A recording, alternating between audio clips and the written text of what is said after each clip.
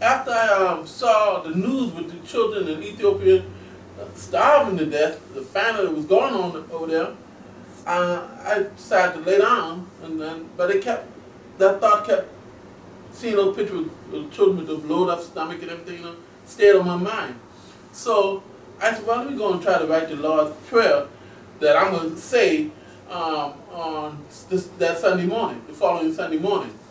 And so as I began to write, I found myself writing a poem. And so my roommate, I had some roommate at the time, a couple of guys and everything, they came over, they came home, and when they came home, I said, wait, I'm trying to write the Lord's Prayer, and hey, this seemed to be a poem. I've never written a poem before. I've read a few and everything, but it was rhyming real good, but it was talking about the reality of black people. And so my roommate, they liked the poem and everything, And so afterward they read the poem and everything, I decided, okay, let me attempt to try to write another prayer. I'm going to get to this prayer. And it came out another poem. So one of my roommates, after they read the second poem, one of my roommates said, what, you trying to become the last poet? I said, no. I said, I'm trying to write the Lord's Prayer, and each time I attempt to write the prayer, it's coming out in poetry. And so the next morning when I got up, I took it to school. The Lord works in mysterious ways, doesn't He? Yes, Lord. The next day I went to school, and I showed it to one of my teachers, and she was inspired by it, my English teacher, and she told me go to the typing teacher because she loved poetry, Miss Christine Benton, and she told me and Miss Christine Benton saw the poem, she read it, and she was inspired by it. She typed the poem up, and she asked if she have a copy. She posted on her board, and as the students started coming in, she had everybody read the poem, and it seemed like people were thrilled about what I had to say in those poetry. And so I fell in love with poetry. I said, oh yeah, y'all like that? So I kept on writing. So, is this how your first book started? Yes, that's how my first book started. This book right here. Okay. Poetry for Today's Young Black Revolutionary Mind. Look at that picture next to Brother Dadisi right there. That's a whole lot of experience right there, people. Yes. All right, so that was your first book, huh? Yes, that was my first book. And that book was published when after I got to graduate school in Atlanta for printing. What year exactly, do you remember? This book came out in 1994. 1994, okay. Yes. All right. And when I was living in Detroit, Michigan, Okay. I was selected to be in this self-publishing group led by Naomi Long Magic. Okay. Naomi Long Magic is the publisher of Lotus Press. Okay. Black American classic, one of Black American classic press. Mm-hmm. She had a self-publishing workshop, and she was asking poets in the city of Detroit to enter your works, and if you any of your poems selected, you'll be part of the workshop. And she selected a few of my poems and had me become a part of the workshop, the self-publishing workshop. Sounds great, my brother. Let me ask you, okay, we got a lot of works right here. Tell me a brief synopsis of the titles and a brief summary of the works of each one of these. You gotta go in order from, you said this one was first, yes. So go to the next one. Okay, the next book was this book right here, Need I Say More? Need I Say More? I remember that title, yes. And so I got a great response from the book Poetry for Today's Young Black Revolutionary Mind. I went on a little national tour through my publishing company at the time, Winston Derrick, out of Nashville, Tennessee. And then when Winston Derrick went out of business, I took it upon myself to publish my next book, which is entitled Need I Say More, because I figured I got response so well received from the first book, so I said, need I say more? Should I say more to y'all? So I began to write more poetry, to respond to that. And just the simple cover. Well, tell me about that cover. Look at this cover, ladies and gentlemen. Just a yellow rose. Well, yes. My publisher, I self-published that book. Yes. And the publishing company I went to, the gentleman, he designed that book. Okay. And unfortunately, after he designed this book, he was murdered. someone went in his printing shop and shot and killed him. I tell you, it's a lot of stories in everybody's life, and one thing about a writer, we get a chance to tell our stories in print and hopefully leave a legacy as far as our knowledge, our experiences, and things that we've been through. And everybody goes through a whole lot of things. Okay, what was your next book, my brother? My next book was this book right here, Love Flows Like a River. Love Flows Like a River. Look at that. That's beautiful. Thank you. Yeah, I was inspired to write quotation that came out of my mind. I always like quotation books. I want to be like a quotation book. You know, like thoughts that I came up and other people may be inspired to use. You know, so that book, Love Flows Like a River. I really felt, you know, a lot of love in my heart. You know. And I still feel that way today, and I just want to share it with other people. That is beautiful. That's a beautiful concept and a beautiful book. Okay, what was the next one, my brother? The next book was entitled Think With Your Spiritual Mind. Think With Your Spiritual Mind. Okay. Think With Your Spiritual Mind. That's an inspirational book also and everything, you know. The publishing company, I wanted it to be a smaller book. A quotation book. Also, everything. I love quotation, you know. So I figured, you know, everybody using someone else's quote, maybe someone want to use mine. Sure. You know, so I came up with some different thoughts, and it took me on a spiritual trip. You know, thinking about God and the awesomeness of God and God being cosmic energy and creative intelligence. You know, so you know, I am because we are. You know, there's just so much. You know. There's no, you can't put God in no nutshell. You sure can't. God is vast. You know, right. God is here, there, and everywhere. You know, so my view of God, I just want to share that with others. Okay. So I say, think with your spiritual mind. All right. We certainly need to practice that thinking with our spiritual mind. It doesn't always work out as planned, but we certainly need to try.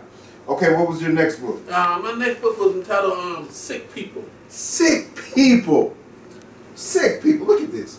And look at the cover, ladies and gentlemen. What we see there? We see a person that is broke, on crutches. I don't know, can you close up on that? Look at that. Sick People. That is a very unique and a nice little size too. Sick People. Okay, tell us about Sick People. Well, what inspired me to write Sick People?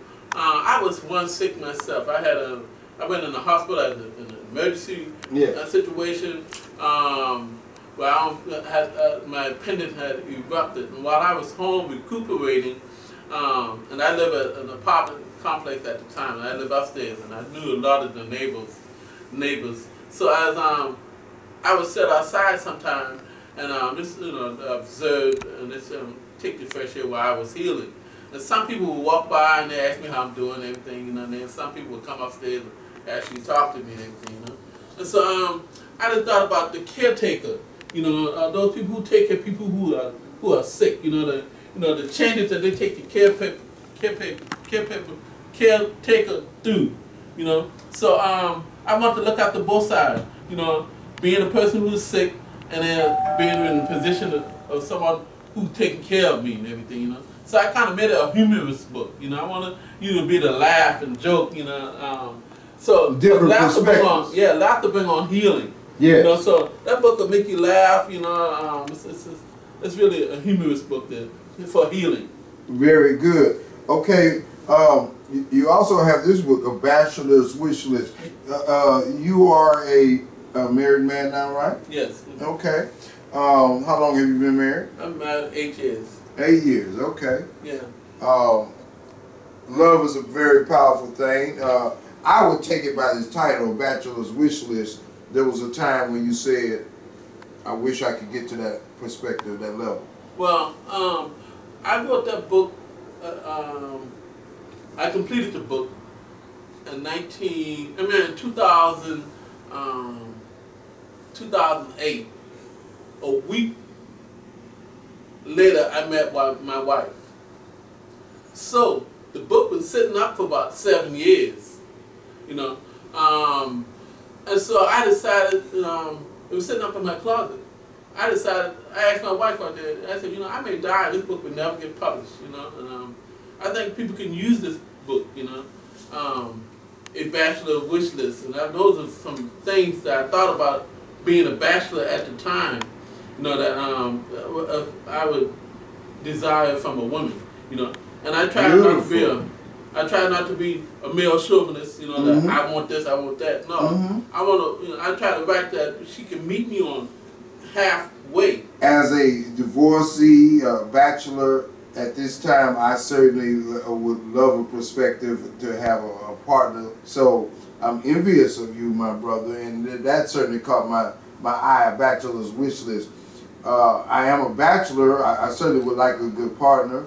And so that really caught my attention and so forth in that way. And congratulations to you on your spirit and your love.